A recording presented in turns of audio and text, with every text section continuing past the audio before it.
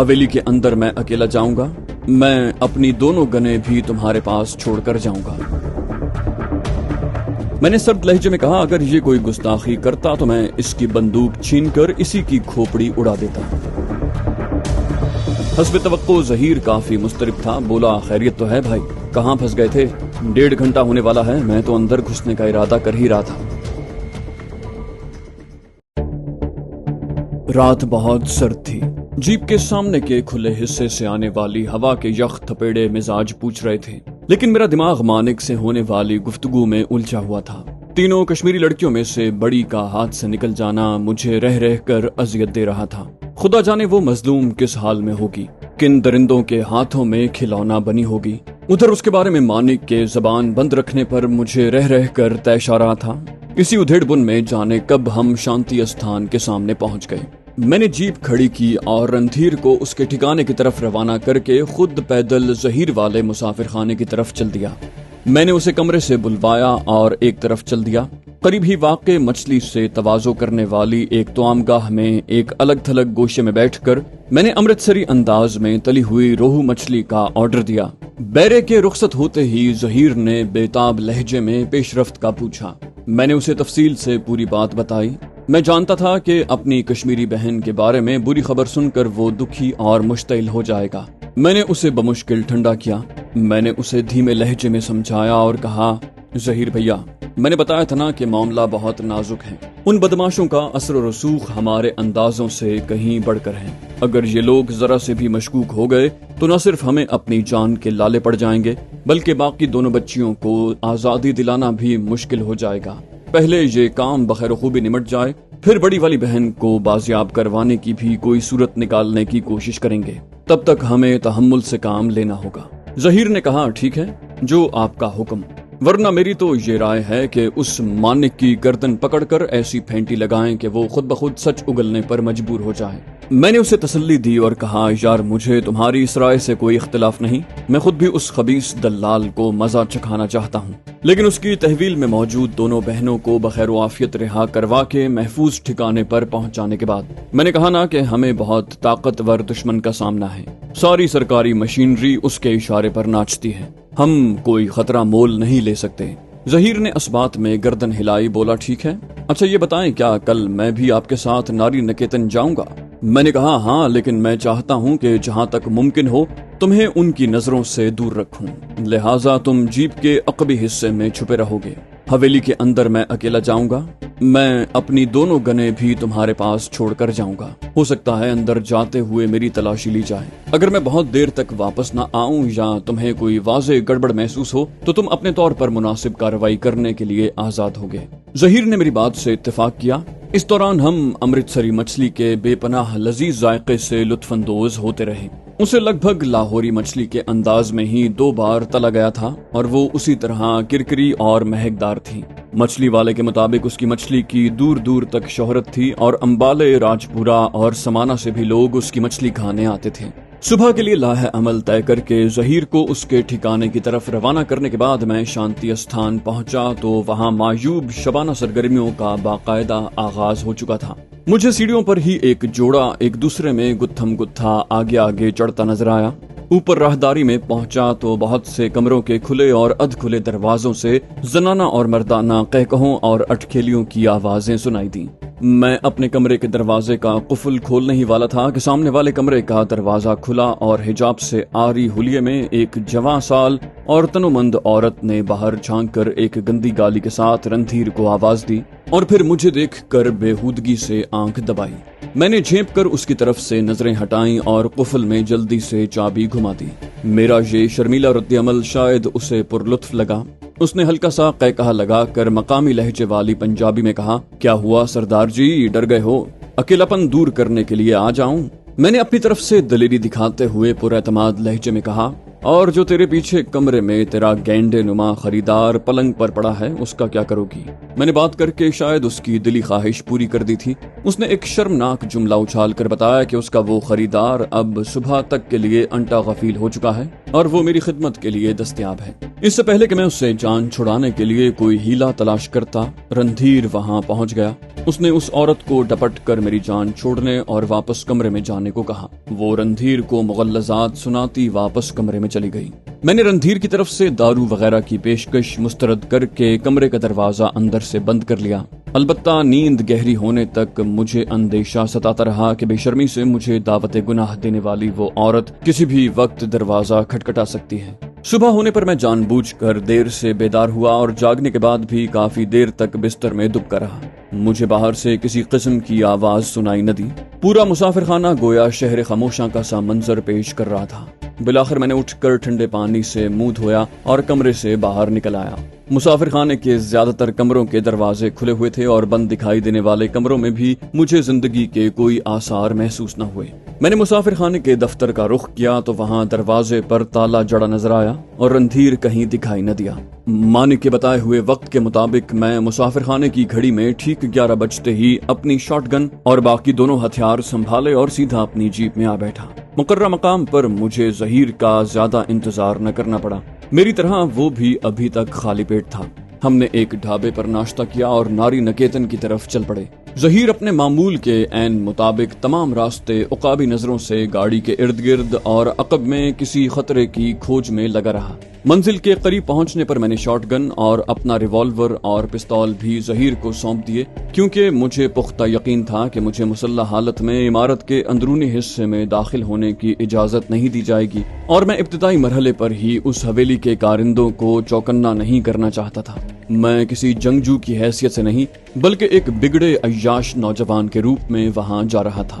آخری موڑ مڑنے سے پہلے میں نے ظہیر کو ہتھیاروں سمیت جیپ کے پچھلے حصے میں بھیج دیا، جہاں سے اسے شفاف پلاسٹک سے ڈھکے روشن دان سے ناری نکیتن پر نظر رکھنی تھی اور کسی گڑبڑ کا احساس ہونے یا واپس لوٹنے میں غیر معمولی تاخیر ہونے پر حرکت میں آنا تھا۔ میں نے جیپ ناری نکیتن کے سامنے سڑک کے دوسری طرف کھڑی کی اور پر اعتماد قدموں سے حویلی کی طرف بڑھا۔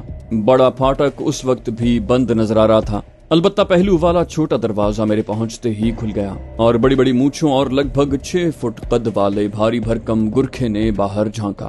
شاید وہ کسی کونے کھدرے سے باہر کا جائزہ لیتا رہا ہوگا یا شاید جیپ کے رکنے کی آواز نے اسے متوجہ کیا ہوگا۔ اس نے مشکوک نظروں سے گھورتے ہوئے ٹوٹی پھوٹی ہندی میں مجھ سے سوال کیا، کون ہے، کیا کام ہے؟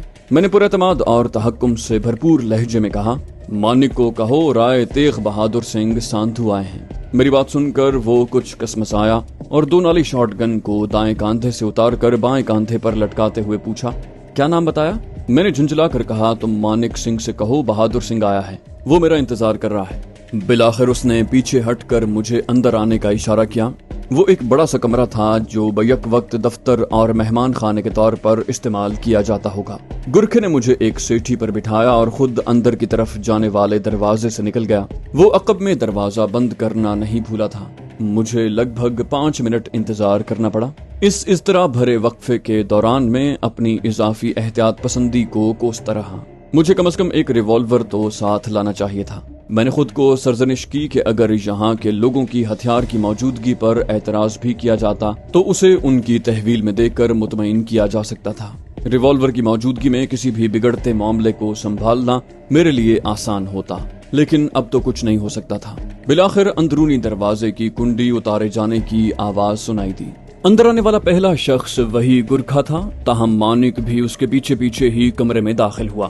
میں نے اس کے استقبال کے لیے نشست چھوڑ کر کھڑے ہونے کی زحمت نہ کی۔ وہ خود ہی میرے پاس آیا اور نہایت گرم جوشی سے مصافحہ کیا۔ بولا، آپ خیریت سے تو ہیں نا بہادر سنگھ جی؟ ناری نکیتن تلاش کرنے میں کوئی دشواری تو نہیں ہوئی؟ میں نے اپنا لہجہ حت الامکان بارو بناتے ہوئے کہا، ہمیں اپنی منزل تلاش کرنا بہت اچھی طرح آتا ہے۔ لگتا ہے مسٹر مانک تمہیں بات غور سے سننا اور سمجھنا نہیں آتا۔ آخری الفاظ ادا کرتے ہوئے میرے لہجے میں طنز اور تنبیہ کی آمیزش تھی۔ میری بات سن کر وہ چونکا۔ بولا، یہ آپ کیوں کہہ رہے ہیں سردار جی؟ کیا اس گرکھے نے کوئی گستاخی کر دی؟ میں نے سرد لہجے میں کہا، اگر یہ کوئی گستاخی کرتا تو میں اس کی بندوق چھین کر اسی کی کھوپڑی اڑا دیتا اور اس کی موت کے ذمہ دار تم ہوتے۔ गुरखा हिंदी जबान में खा कितना ही कोरा होता, अपने बारे में मेरी तौहीन बल्कि तज़हीक से भरपूर गुफ्तगू का लुब्बे लुबाब समझना उसके लिए कुछ ज्यादा मुश्किल न था। मैंने उसके चेहरे के नकूश मस्ख होते देखे, लेकिन मेरे अल्फाज सुनते ही मानिक की नजरें उसके बदलते तासुरात पर जम गईं। उसने उसकी मुश्तिल जज्बाती कैफियत भांपते हुए उसे उसकी कोठरी में जाकर बाहर के माहौल का जायजा लेने का हुक्म दिया। वो मुझे घूरता हुआ खामोशी से अंदरूनी दरवाजे से निकल गया। उसके जाने के बाद मानिक ने सवालिया नजरों से मुझे देखा, जैसे पूछना चाहता हो कि ये सब आतिशगीर बातें कहने की क्या जरूरत थी। मैंने कहा, मैंने गलत नहीं कहा है, इस सारी सूरत हाल के जिम्मेदार तुम हो। मैंने कल रात तुम्हें कहा था कि अपने कारिंदों को मेरी आमद के बारे में पहले से मुत्तला कर देना, लेकिन तुमने इसकी जहमत नहीं की और मुझे उसके थानेदारों वाले सवालात का सामना करना पड़ा। वो यकलख्त शर्मिंदा सा हो गया और खिसियाने लहजे में सफाई पेश की। अब बोला वो, दरअसल आप मेरे अंदाजे से कहीं ज्यादा जल्दी आ गए हैं। मैं बस इस गुरखे और बाकी 2 मुलाजिमों और एक मुलाजिमा को हिदायत देने ही वाला था। दूसरा चौकीदार तो खैर शाम के बाद आएगा। मैंने अपनी फर्जी नाराजी पर काबू पाने का नाटक करते हुए कहा, अच्छा लानत भेजो इस किस्से पर। तुम मुझे जल्दी से उन दोनों कश्मीरी हसीनाओं का दीदार करवाओ, मेरे सब्र का पैमाना लबरेज हो चुका है। मेरी बात सुनकर मानिक के चेहरे से तनाव यकलख्त दूर हो गया और उसने अपनी मखसूस खबासत भरी मुस्कुराहट के साथ कहा, मुझे आपकी बेताबी का अंदाजा है सरकार, लेकिन आपको पहले मेरी दरखास्त पर पूरी तरह अमल करने का वादा करना होगा। मैंने हैरानी और नागवारी के मिले जुले तासुरात के साथ कहा, वो कौन सी शर्त है जिसकी तामील पर तुम इतना जोर दे रहे हो? उसने अपने लहजे में मजबूती लाते हुए कहा, मैं उन दोनों लड़कियों को आपके रूबरू पेश नहीं कर सकता, यानी वो दोनों और आप आमने सामने बैठकर एक दूसरे का जायजा नहीं ले सकते। मैं आपको खुफिया तरीके से उन दोनों सुंदरियों के दर्शन करवाऊंगा। आप जी भर के उनका दीदार करना, लेकिन उन्हें आपकी नजरों का मरकज बनने की कानो कान खबर नहीं होगी। मैंने हैरानी और नाराजगी के मिले जुले तासुरात के साथ कहा, ये क्या नाटक है मानिक? एक तरफ तो मुंह मांगे दामों की उम्मीद रखते हो, दूसरी तरफ ऐसी अहमकाना शराइत लगाते हो। कोई समझदार बंदा 10 रुपए के चावल भी खरीदने जाए तो खूब अच्छी तरह जांच करता है। ये तो हजारों का मामला है। मैं अपने लिए माल पसंद करने आया हूँ, इन लड़कियों के जिंदा होने की तस्दीक करने के लिए नहीं। मेरी बात सुनकर वो खिसियाना हो गया। कदरे तवक्कुफ के बाद बोला तो उसका लहजा वाज़े तौर पर मुदाफियाना था। बोला, मैं आपकी बात बिल्कुल ठीक समझता हूँ बहादुर सिंह जी, लेकिन मैं मजबूर हूँ। ये मिट्ठू सिंह का हुक्म है जिसकी खिलाफ वर्जी मेरे लिए मुमकिन नहीं। अगर ये शर्त कबूल नहीं है तो आपकी मर्जी। मैंने उसके लहजे की कतईयत भांपते हुए कदरे नरमी से कहा, ये कोई माकूल बात नहीं है, लेकिन मुझे तुम्हारी मजबूरी का एहसास है। चलो मैं तुम्हारी बात मानने के लिए तैयार हूँ, लेकिन अगर तमाम तर एहतियात के बावजूद उनकी नजर मुझ पर पड़ गई तो क्या होगा? मानिक ने मुतमईन लहजे में जवाब दिया, आप उसकी फिक्र न करें, मैं ऐसे वक्त में आपको उनका दर्शन करवाऊंगा जब उन्हें अपने आसपास के माहौल का कुछ ज्यादा होश नहीं होगा। मैं उस बदबख्त शख्स की बात का मतलब उस वक्त पूरी तरह नहीं समझ पाया, लेकिन मैंने ज्यादा कुरेद न की। जो भी था कुछ ही देर में सामने आने वाला था, लेकिन मानिक मुझे किसी खास जल्दी में दिखाई न दिया। उसने मुझसे मेरी और मेरे वालिद की कारोबारी मसरूफियात के हवाले से सवाल जवाब शुरू कर दिए। उसका अंदाज खोज लगाने के बजाय महज वक्त गुजारी वाला था, लिहाजा मैं ऐसे जवाब देता रहा जिनकी फौरी तौर पर तस्दीक या तहकीक मुमकिन न हो। मैंने अपने वालिद के लंदन में बहुत बड़े कारोबार और हिंदुस्तान के बंटवारे के बाद अपने देश मुंतकिल होने का किस्सा सुनाया और इस वक्त जारी कई बड़े कारोबारों का तस्करा किया। ये सब सुनने के बाद वो मेरी इमारत से पहले से भी ज्यादा मरूब दिखाई दिया, लेकिन मुझे बज़ाहिर बिला वजह की ताखीर और इंतजार से अब झुंझलाहट होने लगी थी। लिहाजा मैंने कुछ उकताए हुए लहजे में कहा, मुझे कब तक तरसाओगे मिस्टर मानिक? अब दीदार करवा भी दो उन कश्मीरी अप्सराओं का। मानिक ने गोया मेरी बेकरारी से लुत्फानंदोज होते हुए कहा, थोड़ी धीरज से काम लो सरदार जी, इंतजार का मजा लो, उसके बाद उन परियों की झलक देखेंगे तो उनके रूप का ठीक मोल लगा सकेंगे। मैंने तीखे लहजे में कहा, अच्छा तो मेरी जेब में बड़े से बड़ा छेद बनाने के लिए तुम्हारा ये हथकंडा है। बेफिक्र हो जाओ, मैं उसके बगैर भी तुम्हारा दिल खुश करने की ताकत रखता हूँ। मेरी बात सुनकर वो झेप मिटाने के लिए हंसा और फिर संजीदा लहजे में बोला, यकीन करो सरदार जी, देर लगने की ये वजह नहीं है। असल में इस मौके में अभी कुछ देर है जब आप इत्मीनान से उन दोनों को देख सकेंगे और उनको पता भी न चलेगा। उसने अब भी बात अधूरी की थी, लेकिन उसे अपने मौकिफ पर अड़ा देखकर मैंने उसे मजबूर न किया। वो गालिबन मेरा दिल बहलाने के लिए अपनी पसंद की फिल्मों और मशहूर गीतों के बारे में बातें कर रहा था। मैं भी वक्तन फवक्तन अपनी राय का इजहार करता रहा। लंदन में गुजारे हुए बचपन की याद दहानी के लिए मैंने उसे चंद धांसू किस्म की हॉलीवुड फिल्मों के बारे में बताया, लेकिन उसने अंग्रेजी जबान में बिल्कुल कोरा होने की बुनियाद पर कुछ ज्यादा दिलचस्पी का मुजाहरा न किया। इस दौरान उसने चाय बिस्किट की पेशकश की, जो मैंने मुस्तरद कर दी। जब इंतजार मजीद तवील होता नजर आया तो मैं उससे जीप में बैठकर सिगरेट पीने का बहाना करके बाहर निकला और इत्मीनान से जीप की ड्राइविंग सीट पर बैठ गया। हस्ब तवक्को ज़हीर काफी मुस्तरिब था। बोला, खैरियत तो है भाई, कहाँ फंस गए थे? 1.5 घंटा होने वाला है, मैं तो अंदर घुसने का इरादा कर ही रहा था। मैंने मुड़कर उसकी तरफ देखे बगैर कहा, अभी खुद को वहीं छुपा कर बैठे रहो। बड़े फाटक में कोई ऐसा रोशनदान वगैरह मौजूद है जिससे हवेली का गुरखा चौकीदार बाहर का जायजा लेता रहता है? ज़हीर ने चौंक कर कहा, ओह, यानी अगर मैं यहाँ पहुंचकर जीप में पीछे छुपने की कोशिश करता तो वो लोग यकीनन शक शुबे का शिकार हो जाते। मैंने उसकी तायद करते हुए कहा, यार फिलहाल तो खतरे की कोई बात नहीं है, बस वो लानती किसी वजह से इंतजार करवा रहा है। ऐसा करो, तुम मेरा रिवॉल्वर और पिस्तौल दे दो, वहाँ तलाशी का कोई चक्कर नहीं है। ज़हीर ने सीट के दरमियान से दोनों हथियार मेरी तरफ बढ़ा दिए, जो मैंने हत्तुल इम्कान खुफिया अंदाज में अपने लिबास में छुपा लिए।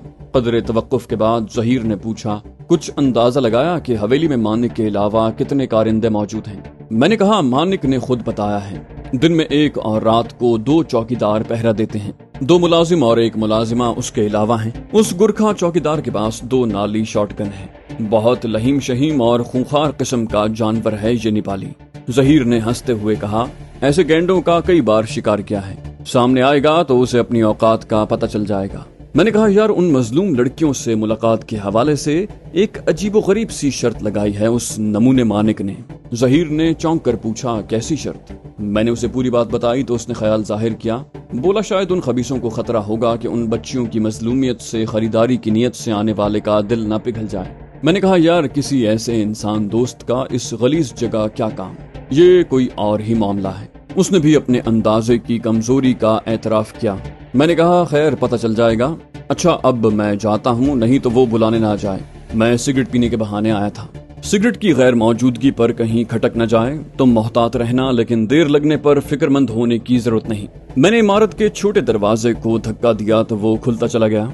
मुझे मानिक कमरे में दिखाई न दिया, जबकि अंदर की तरफ जाने वाला दरवाजा बंद था। मैंने सीढ़ी पर अपनी पहले वाली जगह संभाल ली। कमरे की दीवारों पर कई तस्वीरें आवेजा थीं, ताहम उनसे किसी खास खुश ज़ौक़ी का इजहार नहीं हो रहा था। तभी मेरी नजर एक कोने में तपाई पर रखे फोन पर पड़ी।